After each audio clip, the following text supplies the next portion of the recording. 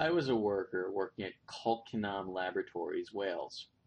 We work with drugs and medical elements, creating cures and vaccines. My boss told me that whatever I do, I should never tell anyone about what we're doing. He began acting very strangely only a few weeks ago when we began Project Axolotl. We were aiming to give humans the ability to regenerate lost limbs. But it went wrong. Horribly wrong.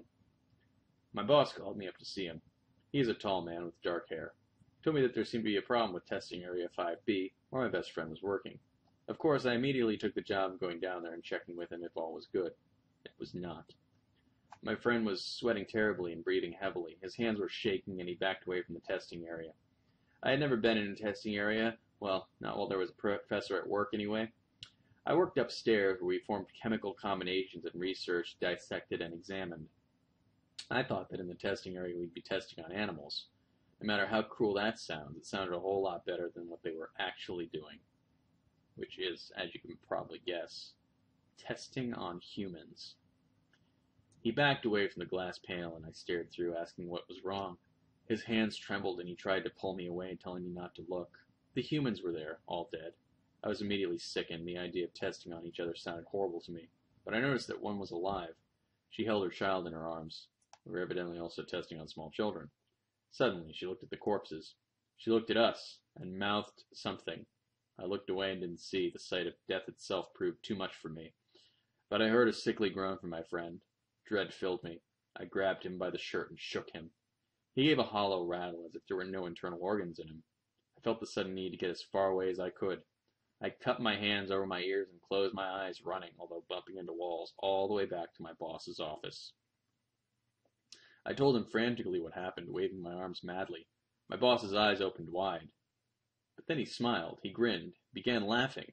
The laugh was not of mirth. It was insanity. It drove me mad, his demonic chuckle screaming through the room. He explained.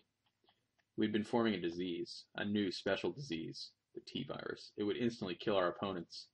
He had injected one dose into the test subjects in 5B, then told one of the men to read off a card. Once he read it, he gave out a sickening gasp. He was dead. When his body was examined by scientists just a few rooms away from me, the thought of this caused me to vomit. They found that he had lost all of his internal organs, all at the same time. His death had been instant, but excruciatingly painful for that fraction of a second.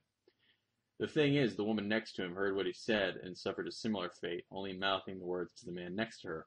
He then shouted the words, only heard by the baby. The last woman was deaf and mute.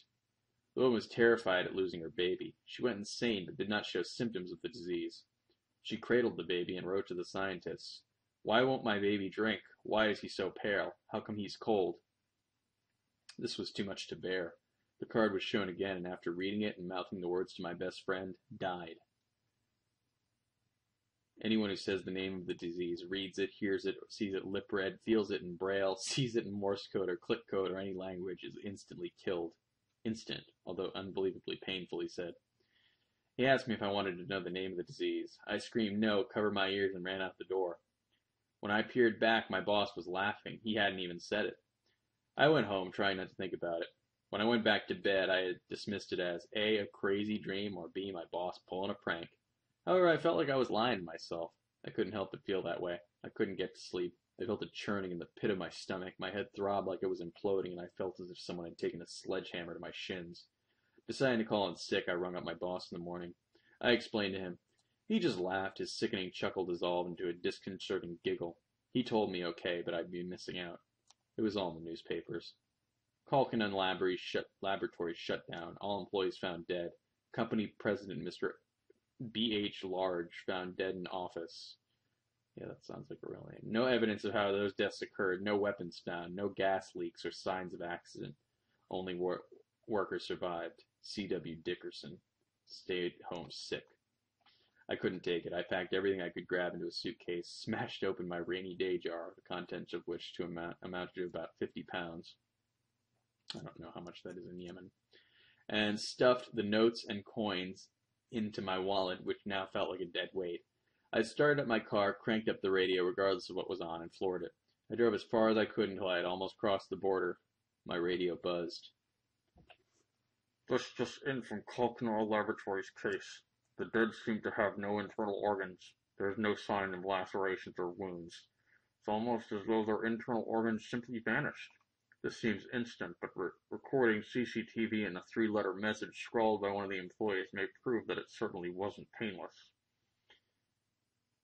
I crammed a CD in and slammed the pedal, doing a half-ish U-turn, an L-turn, and went for the countryside. Yeah, this is really relevant. I crammed a CD. Wait. I drove and drove, aimlessly following roads roughly north. I didn't stop until I ran out of gas, where I grabbed my cases and ran. When I entered a field and I couldn't carry my cases anymore, I threw them in a ditch. As long as I could run, I ran. I didn't sleep until my body dropped. I awoke tired and groggy, my bones aching. I knew I had to run from what I knew. There was a virus going around. I knew exactly what my boss had done. He had shouted the name of the disease over the loudspeakers. Everyone who heard died. Some tried to block their ears, but the words flashed on the computers, the lights blinked it in Morse code. Everyone in that building was now dead. The terror they must have felt, the split second of reality-bending agony.